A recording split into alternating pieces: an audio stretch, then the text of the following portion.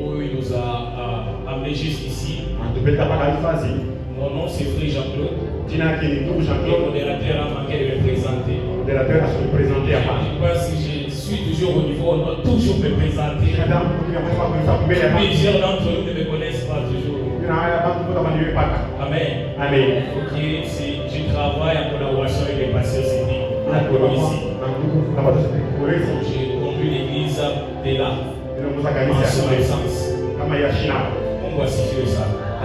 Et je transmets les salutations de l'église de Colosie. En particulier les salutations d'Emava.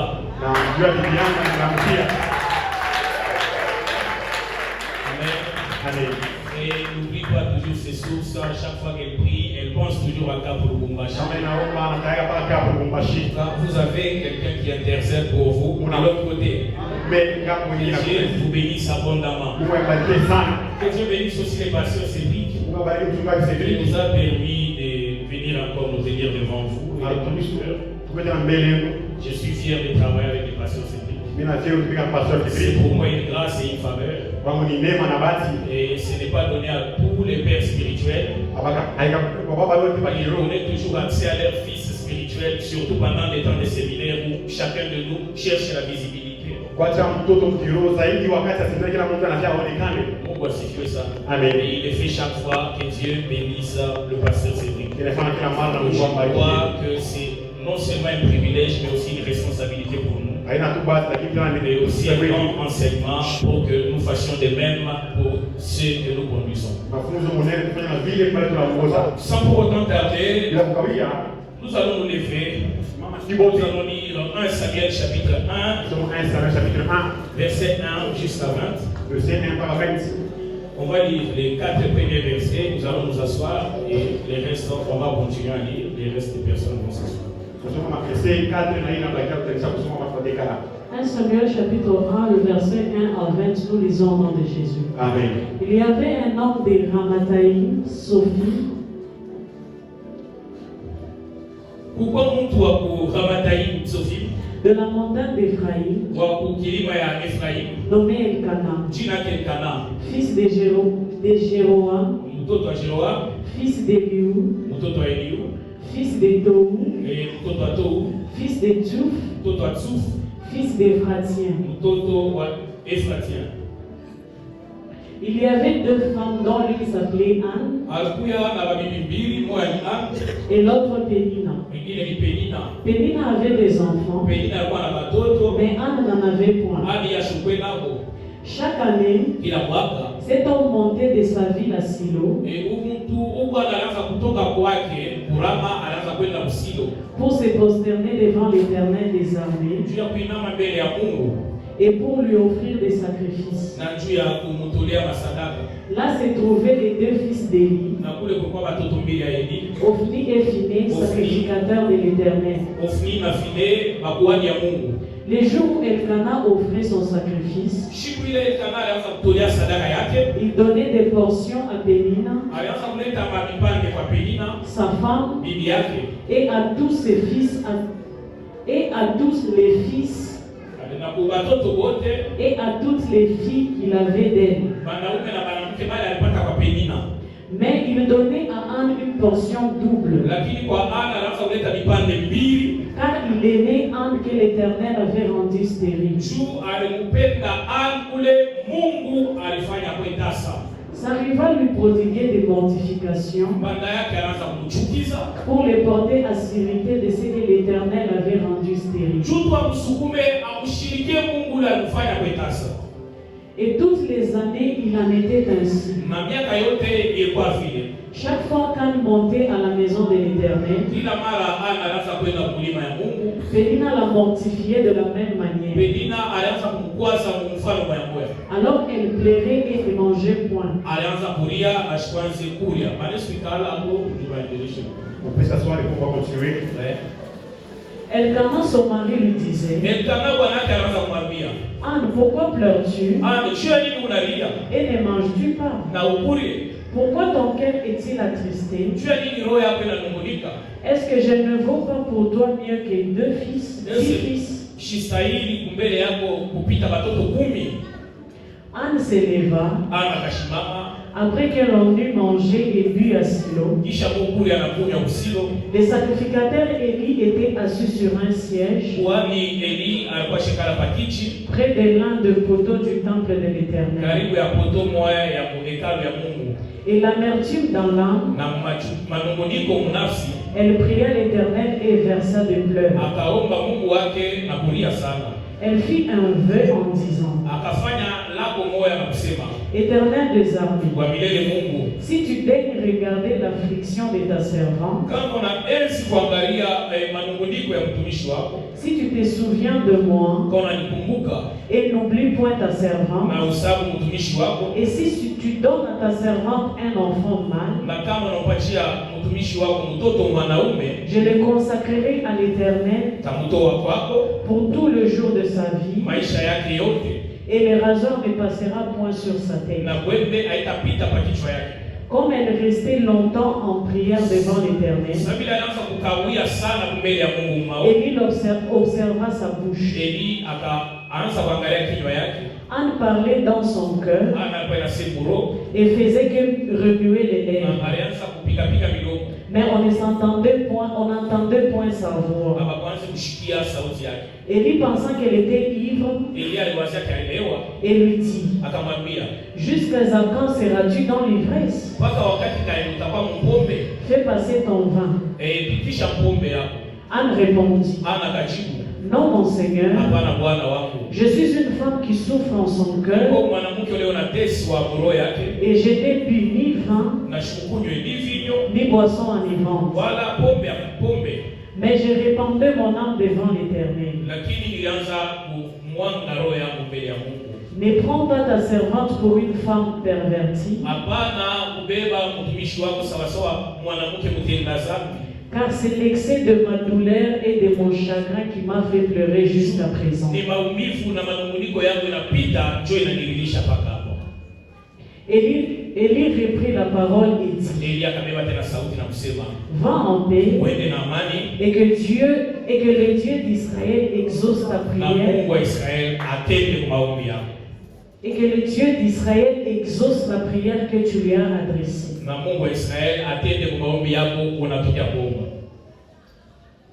Elle dit: que ta servante trouve grâce à tes yeux. Et cette femme s'en alla. Elle mangea et son visage ne fut plus le même. Ils s'élevèrent de bon matin. Et après s'être prosternés devant l'Éternel, ils s'en retournèrent et revinrent dans leur maison à Rama. Elkana connut Anne, sa femme, et l'Éternel se souvint d'elle. Dans le cours de la nuit, nous allons acclamer la parole du Seigneur.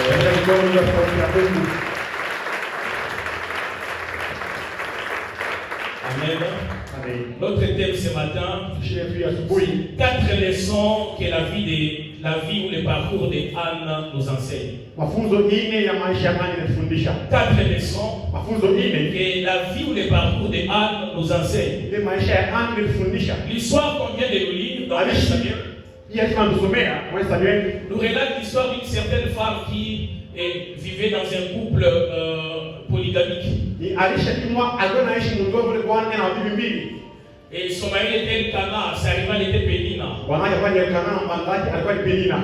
Et la Bible dit que Pénina enfantait, mais Anne n'enfantait pas. Et le fait qu'Anne n'enfantait pas ne venait pas du fait qu'elle avait péché, non. Ça ne venait pas du fait que ses parents auraient péché. Ici, ce n'est pas d'abord ça le sujet de ma prédication, mais je vais détruire quelque chose. Il y a une forteresse qui monte dans des têtes des chrétiens aujourd'hui, mais aussi des Africains. Quand un malheur arrive, c'est anormal. C'est peut-être parce qu'on a péché. Cette histoire ne remonte pas d'aujourd'hui. Même les disciples de Jésus avaient cette histoire. Un jour, ils trouvent un homme qui était aveugle de naissance. Ils ont dit à Jésus, c'est cet homme qui a péché ou ses parents. Jésus dit, ce n'est ni lui ni ses parents. Et c'est pour que la gloire de Dieu soit manifestée. Il se fait que tu vives quelque chose. Ce n'est pas parce que tu as péché, mais parce que Dieu est souverain. Et dans sa gloire, il n'y a plus que tu vives cette histoire. Mungu asifiwe sana. Amen. Mungu atukuzwe sana. Amen. Et Anne vivait dans cette histoire. Elle vivait dans sa stérilité. Des années et des années. Et la Bible dit chaque fois qu'elle montait au temple, chaque fois qu'elle voulait monter à la maison d'Éternel, c'est pendant ce temps-là que Pénina choisissait et pour la mortifier. Elle voulait de ce moment-là pour mortifier Anne. La Bible dit c'était pour la pousser à s'irriter contre Dieu qui l'avait rendue stérile. Et par conséquent, à la place de prier, ce qu'Anne devait commencer à faire, c'est se lamenter. Parce que chaque fois qu'on a des mortifications dans les cœurs, ces mortifications-là vont détruire la foi. Et par conséquent, à la place de prier, on commencera à se lamenter. Et Dieu n'exauce pas les lamentations. Dieu exauce la foi dans la prière. C'est quand la foi est là que Dieu exauce. Mungu asifiwe sana. Amen. Mungu atukuzwe sana. Amen. J'avais souligné cette histoire pour les Mais ce n'est même pas la prière que Dieu exauce. Tu peux prier, mais si dans ta prière il n'y a pas la foi, Dieu ne sera pas. Il a dit, si vous priez avec foi, tout ce que vous demanderez avec foi dans la prière, vous serez exaucés. Et pendant ce temps-là, Anne choisissait pour détruire la foi de Pénina. Pénina choisissait pour détruire la foi de Anne. Mais au verset 10, la Bible dit l'amertume dans l'âme. Anne s'éleva et elle a prié le Seigneur son Dieu. Mungu asifiwe sana. Amen. Mungu atukuzwe sana. Amen. C'est de là que nous tirons notre première leçon. La première leçon que nous tirons de la vie de Anne, c'est qu'il y a des personnes, des situations, ou encore des circonstances que Dieu suscite d'apparence contre nous. Que Dieu suscite apparemment contre nous. Apparemment contre nous. Inaonekana saa ile inamusha contre Jésus. Mungu asifiwe sana. Amen. Il y a des personnes, des situations, encore des circonstances que Dieu suscite apparemment contre nous. Non pas avec l'objectif de nous tuer ou de nous faire du mal, mais plutôt pour des raisons. La première, c'est pour que le vrai homme qui dort en nous soit révélé. Mungu asifiwe sana. Amen. Mungu atukuzwe sana. Amen. Et Dieu a suscité Pénina contre Anne. Dieu a suscité la stérilité contre Anne. Ce n'était pas pour tuer Anne. Ce n'était pas pour ridiculiser Anne. Mais c'était pour que la fertilité qui se cachait derrière la stérilité de Anne soit révélée au vu et au-dessus de tout le monde. Mungu asifiwe sana. Amen. Mungu atukuzwe sana. Que Dieu soit loué. Anne était stérile, mais potentiellement fertile. Mais elle ne savait pas ça. Il fallait qu'il y ait quelqu'un à côté d'elle. Elle devait commencer à la mortifier jour et nuit. Pour que Anne apprenne à recourir à son Dieu, afin que les défis qu'elle avait soient relevés. Il y a un héros qui se cache en toi. Il y a un grand homme qui se cache en toi. Mais ce grand homme a besoin d'un défi. Et à chaque fois que tu fuis les défis, tu es en train de reculer, tu n'avances pas, mon frère. Accepte les défis. Dieu te soumet aux défis. Pour que les vrais hommes qui résident en toi soient révélés. Mungu asifiwe sana. Amen. Mungu atukuzwe sana. Amen. On ne savait pas qu'Anne pouvait enfanter. Jusqu'à ce que Pénina se lève contre elle. Et quand Pénina s'était levée contre elle, c'est pendant ce temps-là qu'Anne elle-même a découvert qu'elle pouvait aussi enfanter.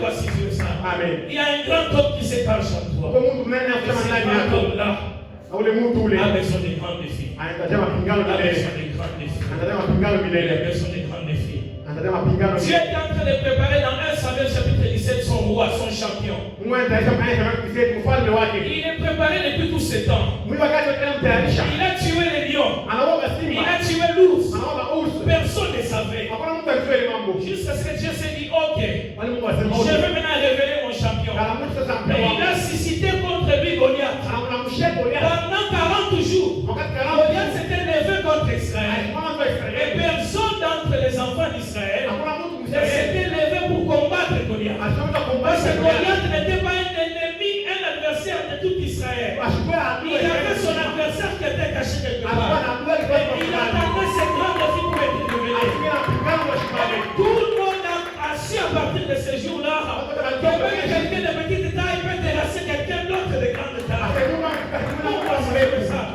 Il y a un David qui se cache en toi, mon frère. Il a besoin d'un Goliath pour être manifesté. Il y a un David qui est en toi. Il a besoin d'un Goliath pour être révélé. Pourquoi si tu veux ça? J'ai pris que ce célibat-là continue encore un peu. Jusqu'à ce que ça va t'apprendre à réjouir devant Dieu. C'est là que tu vas comprendre. Et le mariage s'est caché en toi. Dieu t'a créé avec tout dedans de toi. Tu as juste besoin d'un défi. Pourquoi si tu veux ça? Dieu n'a pas créé des défis pour nous tuer. Plutôt les défis ne sont que des tremplins pour nous amener dans une autre dimension. Il n'y a pas d'une autre dimension sans pouvoir remporter les défis. Tu ne peux pas faire ça. Tu ne peux pas faire ça. C'est pourquoi je suis fatigué de la génération qui aime seulement ceux qui les aiment et qui les encouragent. Quelqu'un te soumettre dans un terrain où tout le monde te décourage. C'est pendant ce temps-là que tu apprendras qu'il y a un Dieu au ciel. Et tu vas te battre jusqu'à ce que tu vas tout faire. Pourquoi si tu veux ça? Amen. Les gens sont, ce sont des samourés quand tout le monde se met d'accord envers eux. Ils aiment que tout le monde les applaudisse. Dieu n'est pas le Dieu de l'unanimité. Mungu si tu veux ça. Amen. Il n'est pas là pour que tout le monde l'acclame. Quand il créait, il dit après avoir créé une chose, il disait que cela était. Il passe à autre chose. C'est bon, pas pour toi. C'est bon pour Dieu et il passe à autre chose. Pourquoi si tu veux ça? Amen. Et même la sérénité chez Anne. C'était non seulement bon, mais c'était très bon. C'était très bon. Pendant ce temps-là, Dieu lui a donné la victoire. Il a su. Tout défi a été placé pour être élevé. Les limites ont été placées pour être dépassées. Je le répète encore. Les limites ont été placées pour être dépassées. Chaque fois que tu trouves une limite, tu te dis je vais m'arrêter par ici. Parce que tu n'as pas compris la vision de Dieu pour une limite. Quand Dieu te place une limite, c'est pour que tu dépasses la limite. Que tu ailles de l'autre côté. Parce que quelqu'un est prêt à aller de l'autre côté. Quelqu'un est prêt à se dépasser. Parce que quelqu'un est prêt à se dépasser. Voici ça. Amen. Dieu, depuis tout ce temps, depuis ma conversion, il me parlait de mon ministère, de mon avenir, tout ça. J'étais dans un terrain où je ne pouvais pas vivre ce que Dieu me promet. J'étais chez nous, le matin, tu pouvais te réveiller, on te donne la nourriture, on te donne tout. J'ai dit non. Dieu s'est dit non. Comme ça, il ne va pas bien évoluer. Il m'a pris, il m'a mis à l'église. J'ai passé une année et quelques mois, je dormais à l'église. C'est pendant ce temps-là que j'ai découvert qu'il y avait quelqu'un d'autre qui s'est caché en moi.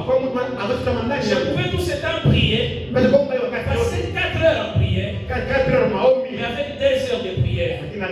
Et reste du temps, je pouvais dormir et somnoler. Mais quand Dieu m'a amené à l'église, j'ai su qu'il était possible de prendre une chaise plastique le mettre dans un coin et prier de 20h à 6h. Il y avait quelqu'un qui était à moi, qui était capable de prier de 20h à 6h. Je ne le savais pas. Je ne le savais pas. Tu es potentiellement grand, mais il y a besoin d'un défi. Est-ce que quelqu'un peut acclamer le Seigneur?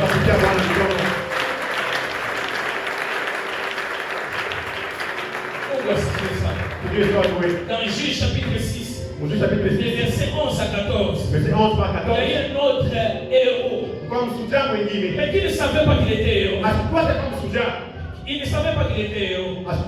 C'est Gédéon. Depuis tout ce temps, il vivait comme tout le monde. Il faisait les choses comme tout le monde. Jusqu'à ce que Israël a été combattu par les Madianites. La Bible dit Madian venait et détruisait même les plantations des Israéliens. Au point où, quand on lit la Bible, il faut toujours être très attentionné. La Bible dit il battait les fromages au pressoir. Il battait les fromages au pressoir. Le pressoir n'a pas été inventé pour battre les blés. Le pressoir, c'est pour presser les uns et l'olivier. On battait les blés à côté. Mais parce que quand on mettait la nourriture à côté, il venait pour prendre. Il était obligé d'aller faire ça quelque part où c'était caché. C'est même dans la cachette que l'ange de l'Éternel l'a suivi. Il a dit salut, grand héros. Il dit moi héros.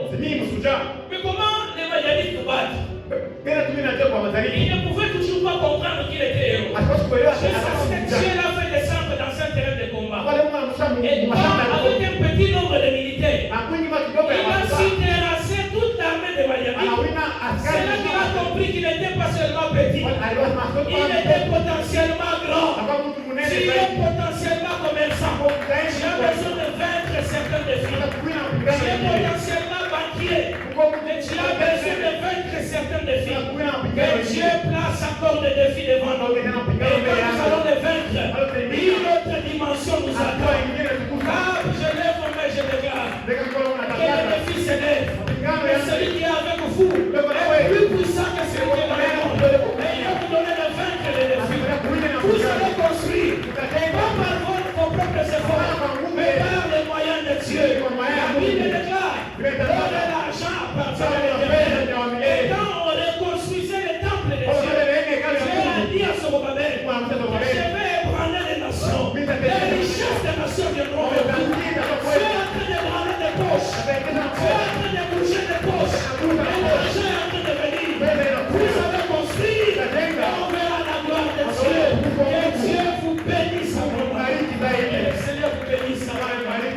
Vous avez besoin de défis. Et la construction du temple en est un. Mungu asifiwe sana. Amen.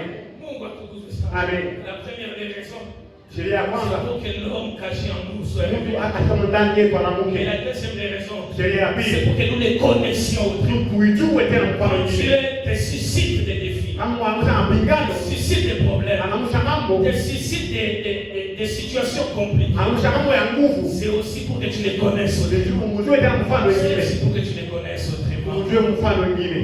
Mungu asifiwe sana. Amen. Dans Juge, chapitre 3, Chapitre 3, et les versets 1 à 2. verset 1 Il est en par train 2. de combattre Israël. Dans commander Et Israël. Dieu a laissé ce combat-là contre Israël pour qu'Israël sache Israël a que joué. Dieu était avec eux. Malgré leurs faiblesses, Malgré todo ils kidogo, ont su que l'Éternel était avec eux. wamesema milele pamoja L'Éternel nao. était avec eux. Wamesema pamoja nao. Dans Jean chapitre 11, Dans chapitre 11, les versets 1 à 4, verset 1 par 4. c'est l'histoire de Lazare, Alishi ya Lazaro. la résurrection de Lazare. Pale Lazaro kufuka. Quand vous lisez l'évangile de Jean, Kama unasoma ile injili ya Yohana, de Jean chapitre 1 dans chapitre 1, jusqu'à Jean chapitre 10, kwa chapitre 10, il n'y a pas de résurrection. hakuna ufufuko. La première résurrection Ufufuko ya se kwanza trouve dans Jean chapitre iko 11. dans chapitre 11. Mungu asifiwe sana. Amen. Et Jésus Na Yesu avait des familiarités avec la famille de Lazare. hata kutuana kwa familia ya Et Lazaro. on lui dit, Jésus, Mwanaambia Yesu, celui que tu aimes est malade. wewe unapenda nani mgonjwa? Mais regardez la réponse de Jésus. Mwone jibu ya Yesu. Jésus dit, cette maladie zile ugonjwa n'est point à la mort, haina kufa mais hapana. pour la gloire de Dieu. Ndio utukufu wa Ça ne veut Mungu. pas dire qu'il ne va pas mourir. Atakufa hapana. La finalité, Mwisho ce n'est pas la mort, haina nufu. c'est la gloire de Ni Dieu. utukufu wa Mungu. Il se peut que pour un temps tu ne vas pas enfanter, Ndio ndio kama kuna mais la dada. finalité, Lakini c'est mwisho que tu seras mère. tutakuwa mzazi mama yako. Si tu veux ça. Amen. Et la Bible dit, pendant qu'il était malade, Jésus n'était pas parti. Pala kwa mgonjwa Yesu atende kumwona. Lazare meurt, Jésus n'est pas à part. Sasa nakufa Yesu atende kumwona. 4 jours après, Jésus dit à ses apôtres, allons-y. Après 4 jours atapendeni. L'un de ses apôtres a dit, Nikoje kimwona anasema. allons voir ce qui va lui arriver. Twende twende bila kumfikia. Parce que jusqu'ici, Mpaka hapa. on pouvait voir un Jésus guérisseur des malades. Sasa kuna Yesu na On mzee n'avait mgonjwa. jamais vu ressusciter des morts. Acha mwana kufula Et Mungu. puis pas seulement les morts, mais les morts de 4 jours. Hapana tu Mungu lakini Il dit, kwa wakati allons-y. tu. Voyons ce qui va lui arriver. Twende Et tutamfikia. Jésus en allant, il dit, nous allons les réveiller. Je vais les réveiller. Yesu kwa nasamika mlamusha. Ça, c'est pour celui qui a la puissance et le pouvoir de ressusciter. Wewe unaweza kulamusha. Même la mort n'est qu'un sommeil. Hata lufu ni kushindishwa Même la kwake. mort n'est qu'un sommeil. Lufu ni kushindishwa Devant kwake. Jésus, tout est possible. Kwa hiyo mbele Yesu Il inawezekana. rentre dans la famille de Lazare. Aenda kutamea Quand Lazaro. il parle de la résurrection de Lazare à ses sœurs, Bana anasema Lazaro atafufuka. ses sœurs n'en revenaient pas. Lakini apata kushika. Ses sœurs n'en revenaient pas. Apata kushika. Il dit, votre frère va ressusciter. Ndugu yangu atalamuka. Elles ont dit non. Ase Nous hapana. croyons oui qu'il va ressusciter. Tunaamini ndio. Mais à la résurrection des morts. Lakini pale watafufuka kabote. Jésus Yesu leur parlait de la foi des capacités de Dieu. anaboresha imani vile Mungu anaweza. Et ils pensaient. Wakati Et anawaambia Jésus leur parlait de la foi dans la marche chrétienne. aseme Yesu anaboresha imani Jésus ne njia. parlait pas de la résurrection des morts. Asemezee kwa De l'espérance de la résurrection des morts. atumaini kubwa sana Jésus wao. parlait de la résurrection actuelle, maintenant même. Apenda kuko pale Et pale. quand Jésus est parti, Pale Yesu il alienda. a dit qu'il a crié, Analalamika. Lazare, sors. Lazaro toka. Il a dit les morts sortis, Ase Mungu anatoka. oubliez des bandes. Sasa kufunga na À mabamba. partir de ce jour-là, Kwanza ile siku ils ont su que Walijua. Jésus n'était pas seulement capable de Asiweke pale les hapa. pains. Kuleta mikate. Jésus n'était pas seulement capable de multiplier les pains et les poissons. Sasa kuleta mikate na Il samaki. n'était pas seulement capable de chasser les démons. Wala kwa namba ya Il mapendo. était aussi capable de ressusciter les morts. Anaweza kuleta na Ce babu. défi-là que tu as, Na mpinzani uko nayo. Dieu va se révéler autrement Kuna pendant les ans. mbele yako Tu kwa sauras que Kajua kusema. Jésus ne donne pas seulement le Saint-Esprit. Nasema utakatifu. Il sait aussi enrichir. Anakuwa na Tu kutakatifu. sauras que Kajua kusema. Jésus ne sait pas seulement donner le salut. Asema Il sait uko. aussi te remplir de joie et de Hapa paix. kupatia Il y kuona a un sababu. temps où tu vas te lever, tu vas te dire Seigneur, Wakati kama je ne unasema savais pas que tu pouvais aussi faire ça. tukiwa sema tunaweza kuwa na Et imani. lui, il savait qu'il devait faire Yaani ça. tukiwa tunakufanya. Fais confiance à Dieu. Kwa confiance kwa Fais Mungu. confiance à Dieu. Kwa confiance kwa Mungu. Quelqu'un peut acclamer le roi des gloires. Tunakuja mkono na mkono mikono.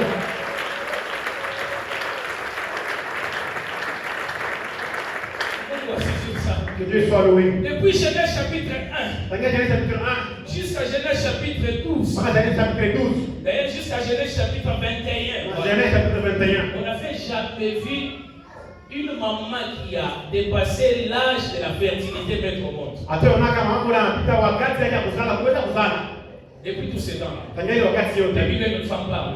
Biblia hayatufungie Arrivé dans Genèse chapitre 12, kama Genèse chapitre 12. Dieu appelle Abraham Mungu anamwita Ibrahimu. avec sa femme. Na Biblia La Bible dit Abraham était âgé de 75 ans. C'est Abraham comme ça. alikuwa na 75 ans. Et pendant ce temps-là, Sarah, sa femme, avait 65 ans. Ule wakati Sara alikuwa na Donc elle avait déjà dépassé l'âge de mettre au monde. atapita wakati ya Elle kuzala. leur dit, si vous quittez, vous allez là que je vous dirai, Kama natoka kwenda kwenye nimeonyesha. je te ferai un père de la multitude. Tutafanya baba wa watu mingi. La Bible dit, il a cru. Biblia inasema mingi Il est parti. anaenda. Genèse chapitre 12. Genèse chapitre 12. Genèse chapitre 13. 14, 15, 16. 14, 15 na 16. Et Sarah n'avait toujours pas d'enfant. Sara hakuwa na Arrivé dans Genèse chapitre 18, kama Genèse chapitre 18. Dieu apparaît à Kama Abraham. anamtokea Ibrahimu. Et la Bible dit il était sous les chaînes de Mamré. Ashekala mule mbilima ya Mamre. Non, les chaînes qu'on parle là-bas, ce n'est pas des chaînes de montagne, c'est les chaînes d'un arbre. Ah, OK.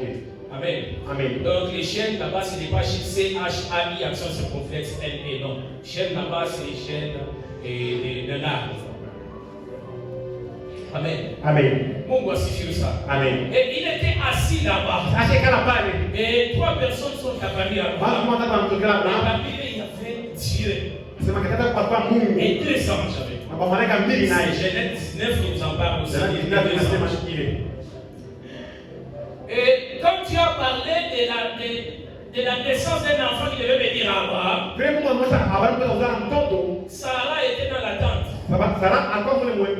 Et elle entendait ce que Dieu disait. La Bible dit, elle a ri. Elle ne savait pas que même ce qu'elle faisait là, c'était une prophétie. Elle a juste ri. Et Dieu dit à Abraham, pourquoi ta femme Sarah a ri?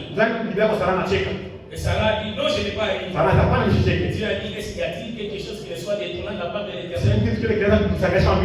Tout ce que Dieu fait, ça étonne toujours. Ça étonne toujours. Et dans Genèse chapitre 21, la Bible dit, Dieu se souvient de Sarah et ce qu'il avait promis à Abraham. Et dans la cour de l'année, Sarah a mis au monde. Et ce que j'ai aimé, elle n'a pas seulement mis au monde un enfant. Elle a mis au monde une histoire. Elle a donné à son enfant le nom d'Isaac, qui signifie sourire. Le temps est en train de venir. De ce qui te fait pleurer sortira des cris de joie. Ou de ce qui te fait lamenter sortira des cris de joie. Gloire au Seigneur. Et du chômage sortira le sourire. Du chômage sortira le sourire. J'ai pris pour toi. J'ai pris pour chacun de nous, Seigneur. Et Dieu te donne un travail, Isaac. Un travail qui te fait rire. Et Dieu te donne une femme, Isaac. Une femme qui te fait rire. Et Dieu te donne un mari, Isaac. Un mari qui te fait rire. Et Dieu te donne une paix profonde. Parce que c'est un Dieu qui sait faire aussi rire. C'est un Dieu qui sait faire rire. Que Dieu te donne un ministère, Isaac. Que Dieu te donne un ministère, Isaac. Que Dieu te donne un ministère, Isaac. Un ministère qui te fait rire. Un ministère qui te fait rire. Un ministère qui te fait rire. Un ministère qui te fait rire. Et je veux t'agenouiller. Tu dis, Seigneur, tu es merveilleux. Il est semblable à ton ami de Dieu. Merci pour ce travail. Merci pour ce travail. J'ai une bonne nouvelle pour quelqu'un. La saison est en train de venir. Où tu vas commencer à marcher en cours de route. Et tu es en train de sourire. Les gens vont penser que tu deviens fou. Tu n'es pas fou. Dieu t'a fait du bien. Dieu t'a fait du bien. Dieu t'a fait du bien. Dieu t'a fait du bien. Dieu t'a fait du bien. Tu peux commencer à marcher en cours de route. Tu commences à rire. Ils peuvent penser que c'est de la folie. Quand tu vois quelqu'un te regarder d'une manière mauvaise, dis-lui de pas avoir rien. Je vais t'expliquer. Je ne suis pas fou. Dieu m'a fait du bien. L'éternel m'a fait du bien. L'éternel m'a fait du bien. Tu vas dire comme Samson. De ceux qui mangent, et sortis ceux qui se mangent. De ceux qui mangent, et sortis ceux qui se mangent. Tu viens qui ne peut te dévorer. Sortira le miel qui te rendront joyeux.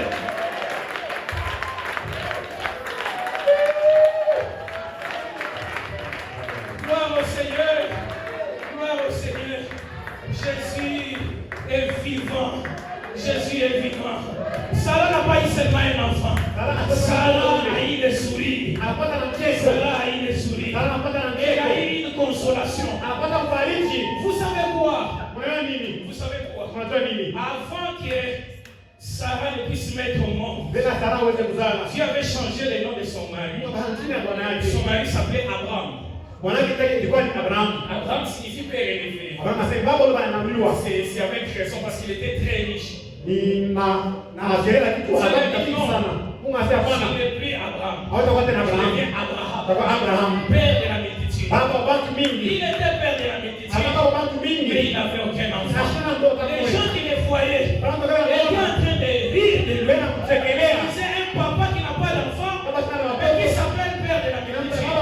Le moment est venu où la raillerie va changer de camp. Ceux qui te rigolaient, tu vas te rigoler d'eux. Ceux qui se rigolaient, tu vas maintenant te rigoler d'eux. Dieu est en train de shifter les choses. Dieu est en train de shifter les choses.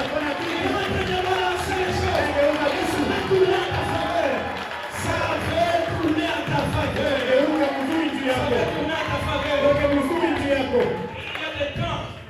je me mets à la place du pasteur, j'ai pitié de lui. Des fois, des gens qui s'élèvent et qui nous combattent sans raison. J'ai une bonne nouvelle pour Cap. Les combats vont changer de camp. Nous n'allons pas les combattre.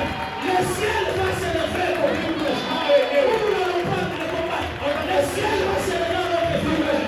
Le ciel va se lever dans notre faveur. Le ciel va se lever dans notre faveur. Nous, les gens qui étaient en train de rire de nous, c'est toi maintenant qui vas rire. Avant de venir ici, depuis quand je suis allé à Kolwezi, j'avais trouvé une prophétie qui datait de longtemps. Je ne sais pas ce qui est passé avec vous. Ça venait des églises où on a dit cette paroisse-là n'avancera pas. Elle sera détruite. Ça, c'est brisé des Écritures. Il dit même les séjours de mort ne prévaudront pas contre l'Église. Et chaque fois qu'il y avait des fois des cultes, on a dit ça n'avancera pas. Ça n'avancera pas. Mais vous savez quoi? Avant de venir, on m'a rapporté une bonne nouvelle. Ces mêmes personnes-là ont dit que Cap à Dieu. Le pasteur s'est dit que c'est Dieu. Pas seulement vous, même vous ici à Kolwezi, c'est comme ça que Dieu vous bénit. J'avais trouvé un effectif de 17 personnes. Maintenant, là, les cultes de la semaine de dimanche passé, nous étions 206. Le riz est en train de changer de camp. Le riz est en train de changer de camp. Le riz est en train de changer de camp. Le riz est en train de changer de camp. C'est en train de changer de camp. Ce qui t'a rigolé, même tes souliers deviennent éclopés. Tes souliers deviennent éclopés. Les talons de tes chaussures deviennent éclopés. Maintenant, ils te verront en Mokoto. Et quand tu t'habilles, passe aussi devant eux. Mais pour la fois, Dieu s'est béni. Dieu s'est essuyer les larmes. Dieu s'est essuyer les larmes. La Bible dit, celui qui sème, sème avec des larmes. Et celui qui moissonne avec le chant de l'Église. Et maintenant, Dieu a décidé que nous puissions entrer dans la saison de la moisson. Où tu vas moissonner ton mariage. Où tu vas moissonner le ministère de Dieu. Où tu vas moissonner le ministère de Dieu. Où tu vas moissonner financièrement. Le Seigneur est avec toi. Si quelqu'un peut acclamer le roi des rois.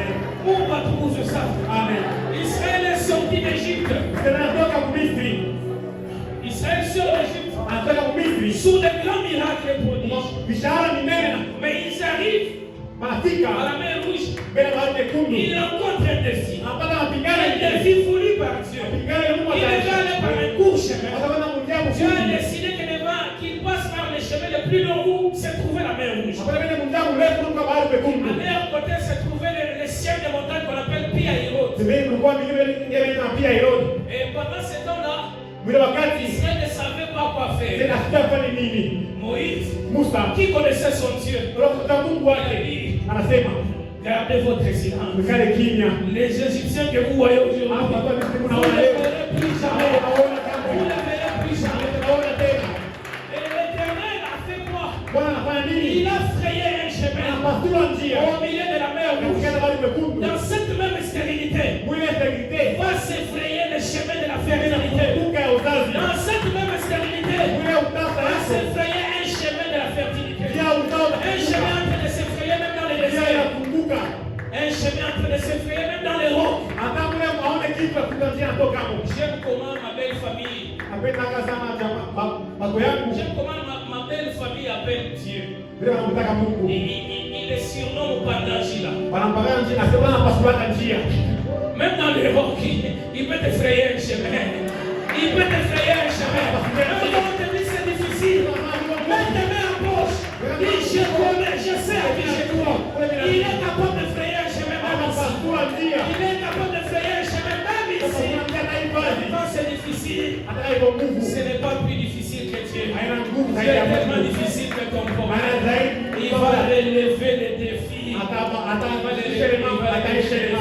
Et tu les connaîtras autrement. Ils sont sûrs que Dieu n'est pas seulement celui qui sort de l'Égypte. Il est aussi celui qui sait frayer les chemins. Il est aussi celui qui sait frayer les chemins. Il est aussi celui qui sait frayer les chemins. Même si tu es jeté dans la fosse au lion, ils ne te mangeront pas. Dieu va bloquer leur guerre. Il maîtrise toutes choses. Et tu connaîtras que Dieu va te suivre même là-bas. Il est là avec toi. Il est là avec toi. Il est là avec toi. Emmanuel est là. Emmanuel est là. Et deuxième leçon, c'est que malgré les défis, l'adversité, les moments difficiles, nous devons toujours compter sur Dieu en persévérant dans la prière. Malgré les défis, malgré l'adversité, les moments difficiles, nous devons toujours compter sur Dieu en persévérant dans la prière. Dans 1 Samuel, chapitre 6, plutôt chapitre 1, les versets 6 à 10, toujours dans l'histoire de Anne, la Bible dit chaque fois qu'elle montait au temple, Anne l'a mortifiée. Pas seulement quand elle montait, même quand elle était à la maison, Anne l'a mortifiée. Mais elle n'avait jamais été découragée. Elle n'était jamais découragée. Il a dit, malgré l'amertume dans l'âme, elle a fait quoi? Elle a prié. Les historiens expliquent que c'était pendant 18 ans qu'elle était comme ça. Elle sortait de Rama vers Silo pour prier. Première année. Deuxième année. 16e année. 17e année. Anne, tu ne te fatigues pas, pourquoi? Je sais une chose. L'Éternel est le secours qui nous manque jamais dans la détresse. Si tu es dans une détresse, lève tes yeux vers la montagne. D'où te viendra le secours? Car le secours ne vient que de l'Éternel. Le secours de papa peut manquer. Le secours du gouvernement peut manquer. D'ailleurs, je peux te scandaliser. Tu ne peux rien attendre des hommes. Il ne faut rien attendre des hommes. Maudit soit l'homme qui se confie. Confie-toi en l'Éternel. C'est comme ça que Dieu va te défier. Toujours en Dieu. Quels que soient les défis. Dieu est capable de terminer tout défi. Dieu est capable de terminer. Quand Dieu place devant toi un défi, le défi n'a jamais eu ta taille. Le défi n'a ni ta taille, ni tes compétences, ni tes qualités. Mungu Amen. Tu sais le travail que Dieu va te donner. Ça n'a ni tes qualités, ni tes compétences. Mais tu vas t'asseoir dans un bureau. Tu commenceras à signer des mots. Si tu comptes en Dieu, Dieu va te couronner. Tu seras couronné, mais après c'est quoi? Tu seras couronné, mais après ces défis. Tu seras couronné, mais après cette adversité. Il y a une couronne qui t'attend. Il y a une couronne qui attend Cap. Il y a une couronne qui attend Cap. Et c'est plus loin, c'est cette année. Il y a une couronne qui vous attend. Faisons confiance en Dieu. Et prions encore. Prions encore. En fait, quand ça fait mal, prie. Même quand ça ne va pas, prie. Même quand tu sembles que c'est devenu impossible, prie. Prie encore. J'ai dit prie. Prie encore. Dieu est prêt à relever. Continue encore à prier. Continue encore à prier. Il y a une porte qui va s'ouvrir. Que personne ne fermera.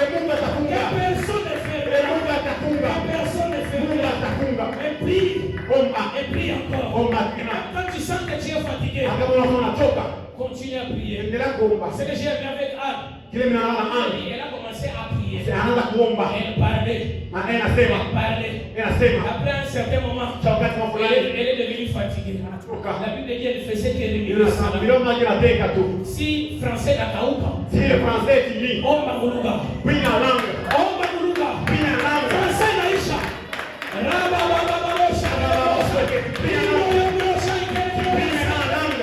quand ça ne va pas, si le français ça parle, même si le swahili ne marche plus, si ta dialecte ne marche plus, le dialecte du ciel, les parlants d'autres langues. La Bible dit ceci. Corinthiens 14, verset 4. Seigneur qui prie en langue, parle à Dieu et à ta hommes. Tu n'as pas besoin de t'entendre. Tu n'as pas besoin de te comprendre. Tu as besoin que Dieu te comprenne. Oh, tu pries en langue, tu ne comprends pas ce que tu dis. Je n'ai pas besoin de me comprendre. Depuis que j'ai commencé à me comprendre, j'ai résolu quel problème. Je vais parler en d'autres langues. Je vais parler en d'autres langues. Je vais parler en d'autres langues. Je vais remuer mes lèvres. Je vais remuer mes lèvres. Quand ça ne va pas, prie et prie encore. Quand ça ne va pas, prie et prie encore. Prie mon frère. Je sais à qui j'écris. Je sais à qui j'écris. Dieu est fidèle. Dieu est fidèle. Si il ne t'exauce pas, c'est l'écriture qui sera brisée. Il a dit tout ce que vous demandez à mon nom, je le ferai. C'est lui qui va le faire. C'est lui qui va le faire. La bonne chose dans la prière, plutôt la bonne chose dans l'exaucement, Dieu engage sa personne. Tout ce que vous demandez à mon nom, ce n'est pas ta tante qui va le faire. Ce n'est pas tes études qui vont le faire. Non, Jésus, il s'engage lui-même. C'est ce que je te prêche. Quand Dieu te dit prie, prie. Quand il te dit prie, prie. Dis à ton voisin, quand Dieu te dit prie, prie. Fais confiance. Quand Dieu te dit prie, prie. Il dit, moi je suis fatigué. Si tu es fatigué, parle même en d'autres langues. Parle même en d'autres langues. Parle même en d'autres langues. Il dit, elle répandait son âme devant Dieu. Elle répandait son âme devant Dieu. Elle remuait ses lèvres. Elle priait dans son cœur. Elle priait dans son cœur. Même quand la bouche c'est Baba. Baba. Nafsi unasema mtoto Bwana. Nafsi unasema kazi Bwana. Nafsi unasema nyumba Bwana. Nafsi unasema nguvu ya Bwana. Quand la bouche c'est Dieu. L'âme est en train de parler. L'âme est en train de parler. Nafsi unasema kwa Mungu. Nafsi unasema na Mungu. Prie et prie encore. Omba tena. Prie et prie encore. Omba tena. Alléluia. Malgré l'adversité, fais confiance en Dieu. Persévère dans la prière. Persévère dans la prière. Persévère dans la prière. Persévère dans la prière. Dieu m'avait montré ce que serait l'église. Dieu m'avait montré ce que serait l'église. Mais je ne voyais pas ce que je voyais dans mes rêves. Et quand des fois j'étais un peu amoindri, je disais prie. Je vais moi-même amener les gens. Prie. Nous sommes arrivés au point où les gens viennent des soirs. Malgré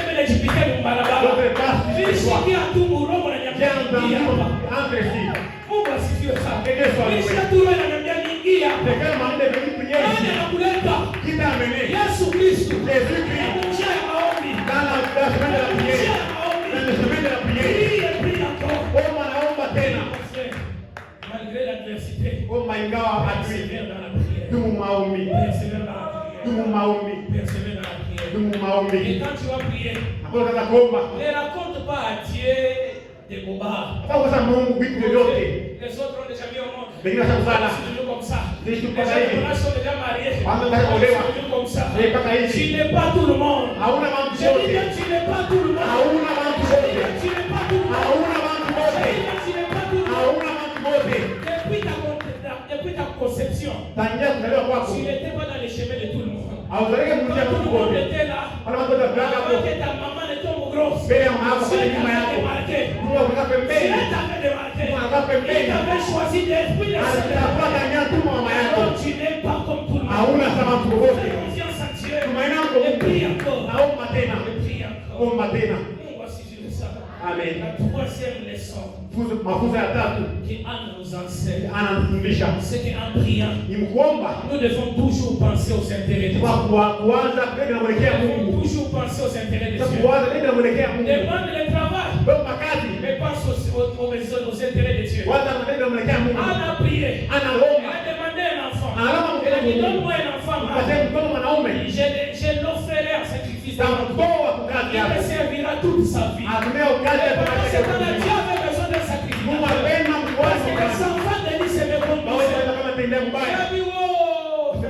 j'ai eu quelqu'un qui est venu donner la solution à ce que j'avais comme souci. J'ai eu quelqu'un qui est venu répondre à mes besoins. On a demandé un enfant. J'ai demandé l'enfant pour combler les besoins du temple.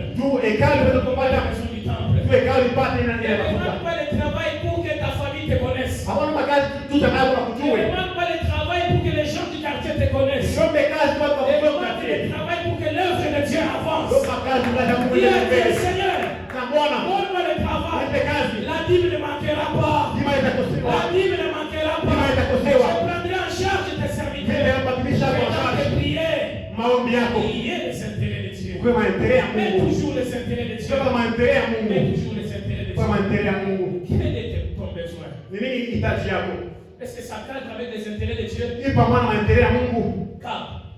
Vous demandez que Dieu vous multiplie. C'est pour que l'on sache que vous existez. Ou pour que la gloire revienne à Dieu. Et que les objectifs de Dieu s'accomplissent. Parce que les besoins de Dieu, que le monde entier soit sauvé. C'est ça la volonté de Dieu.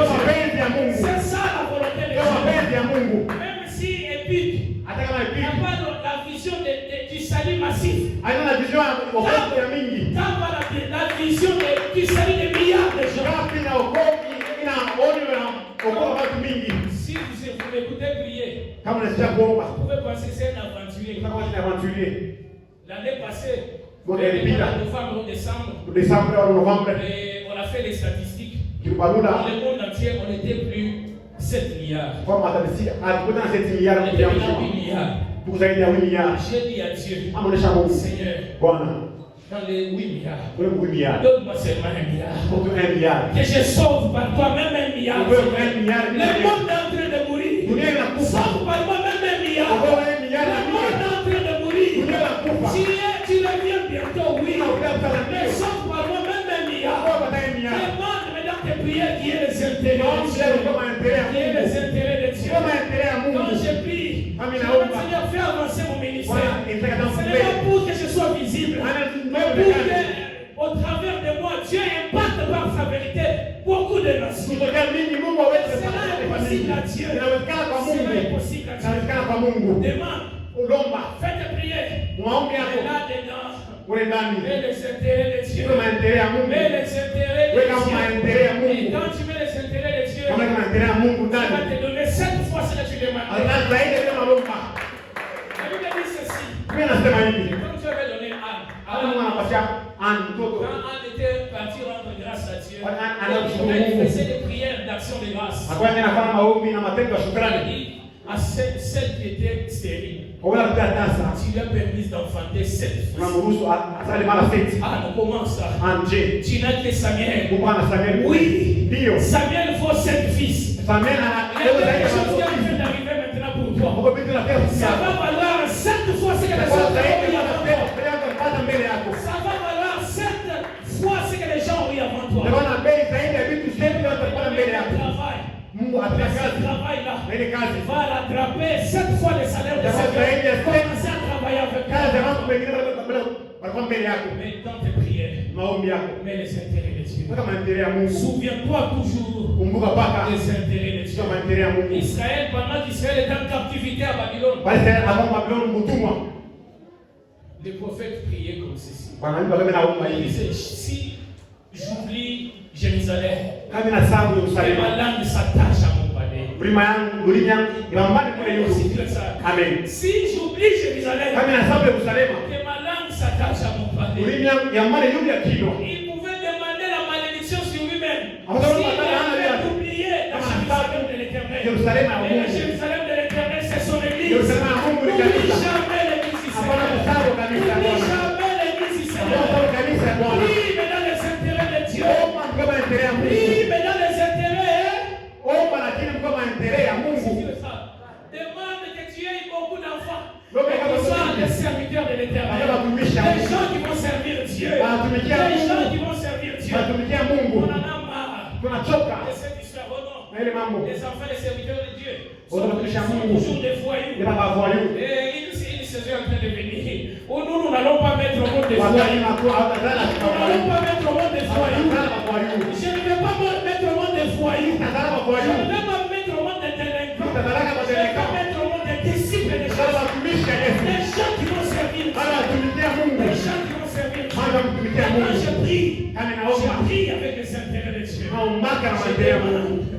Mais là-dedans, c'est combler les intérêts de Dieu. Ninaomba lakini kule ndani kwa C'est Mungu maendeleo. combler les intérêts de Kwa Dieu. maendeleo ya Mungu mingi. Mungu asifiwe sana. Que Dieu soit loué. Mungu atukuzwe Que sana. Dieu soit glorifié.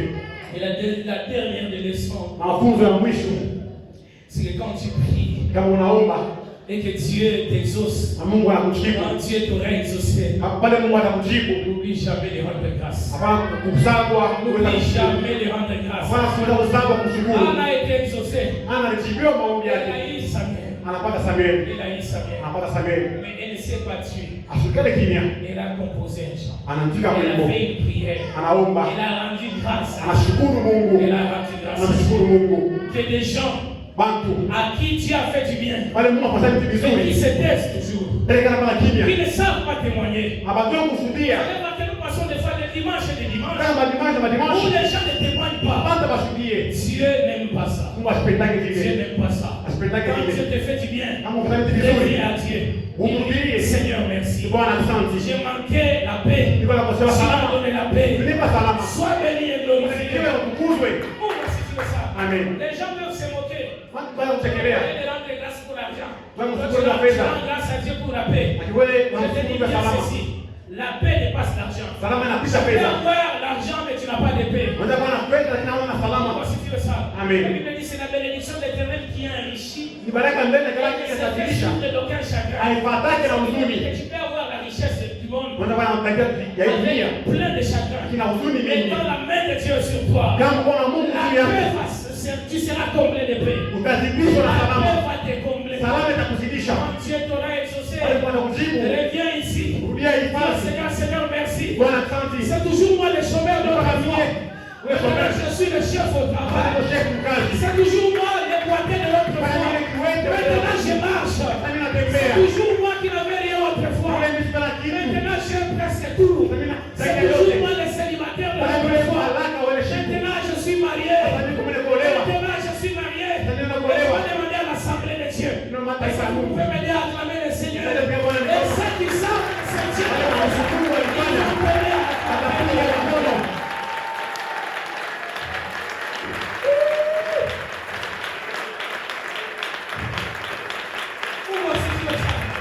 Quand Israël a traversé la mer Rouge, Sasa tambua bali motundu. Israël ne s'est battu. Asikale kimya. Dans Exode chapitre 15, Eleza tukianza.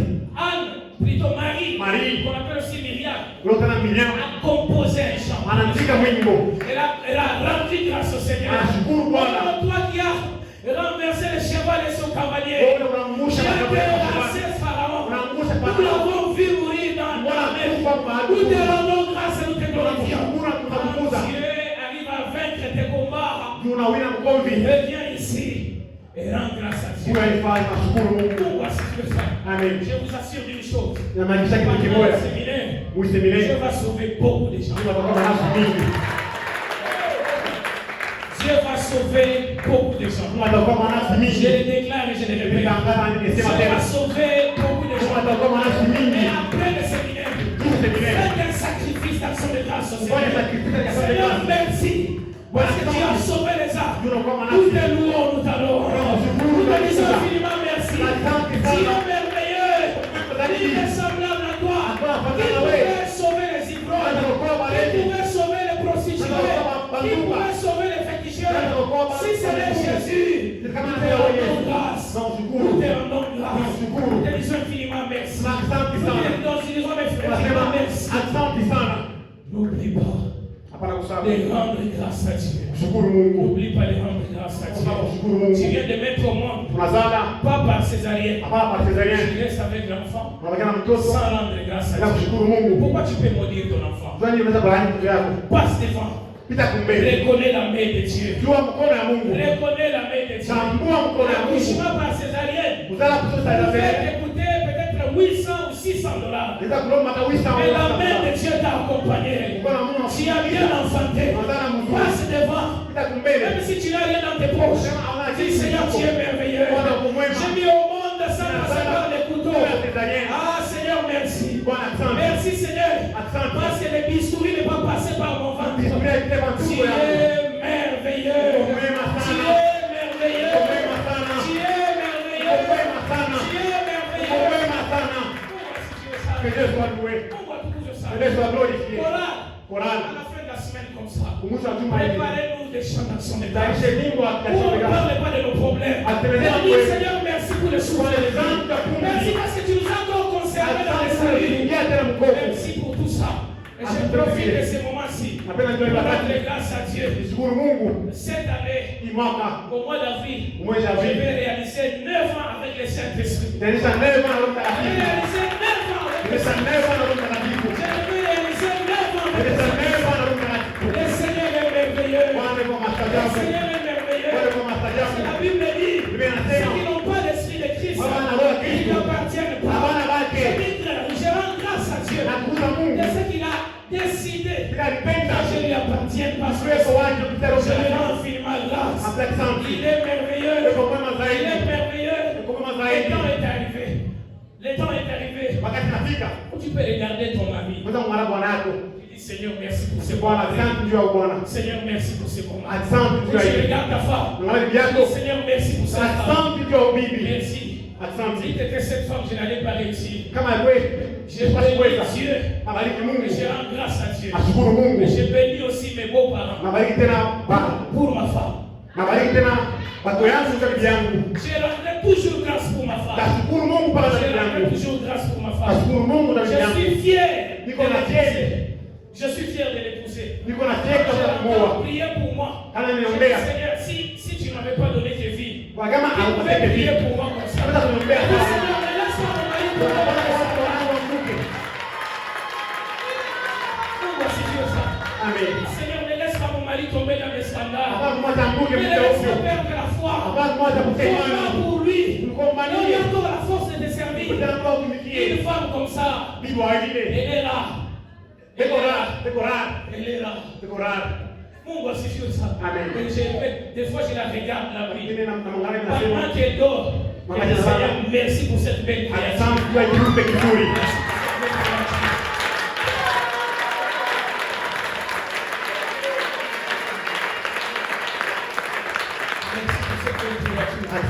Ma femme n'a pas trop les soucis du monde. Elle n'oublie pas ses racines. Elle oublie toujours pour ça.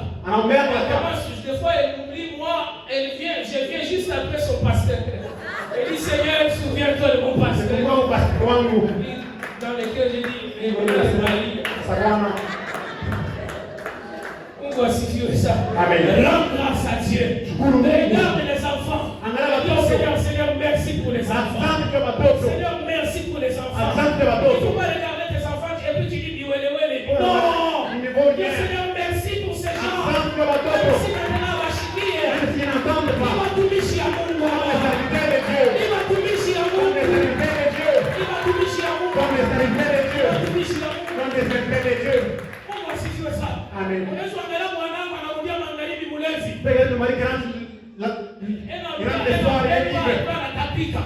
Il rentre comme ça, ivre, puis il peut même vomir. Il dit, mon Jésus, un Dieu, malgré qu'il est Merci Jésus.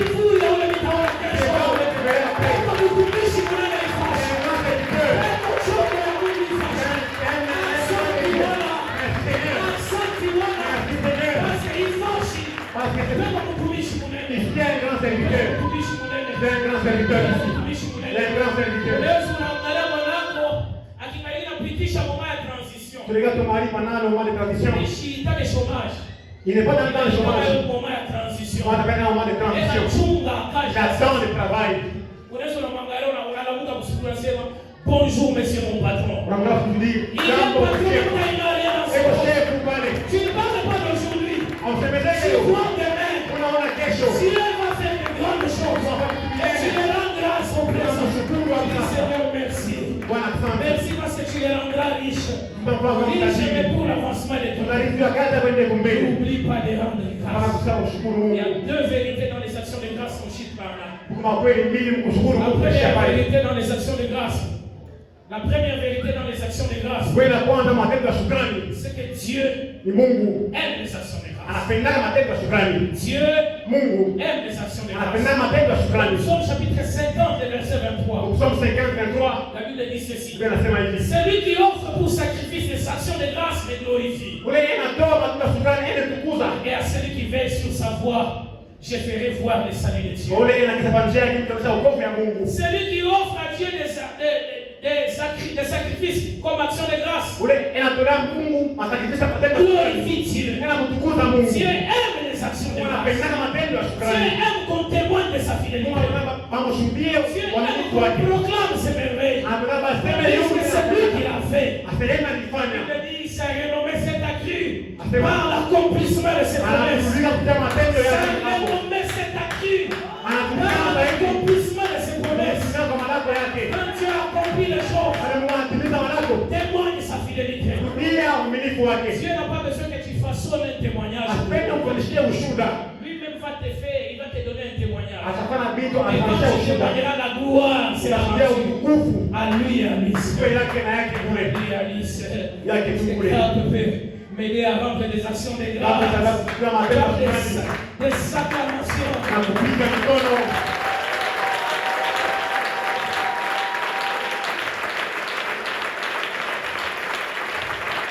La deuxième vérité dans les actions de grâce, c'est la dernière. C'est que les actions de grâce préparent les terrains pour un prochain exaucement. Les actions de grâce préparent les terrains pour un prochain exaucement. Dans Psaume chapitre 50, c'est verset 14 à 15, la Bible dit ceci. Offre pour sacrifice à Dieu des actions de grâce et accomplis tes vœux envers les Très-Hauts. Et invoque-moi au jour de la détresse. Je te délivrerai et tu me glorifieras. Les actions de grâce préparent les terrains pour le prochain exaucement. Rends grâce à Dieu pour les plans aujourd'hui. Prépare les terrains pour le foufou. Rends grâce à Dieu pour le travail aujourd'hui. Tu prépares les terrains pour la promotion. Pourquoi si tu fais ça? Amen. C'est pour ça que je vais encore dire aux candidats à nos candidats malheureux de notre paroisse. Rendez Rendez grâce à Dieu pour vos échecs. Préparez les terrains pour la réussite. Amen. En réalité, vous n'avez rien perdu. Mais vous avez appris beaucoup de choses. Dites à Dieu, Seigneur, merci. On a appris beaucoup. On a appris beaucoup. Celui qui a essayé est resté avec une notion. Mais celui qui n'a pas essayé est resté ignorant. Rends grâce à Dieu même pour les échecs. Et dis à Dieu merci parce que la saison qui vient, c'est une saison de victoire. C'est une saison de gloire. Une saison en train de venir.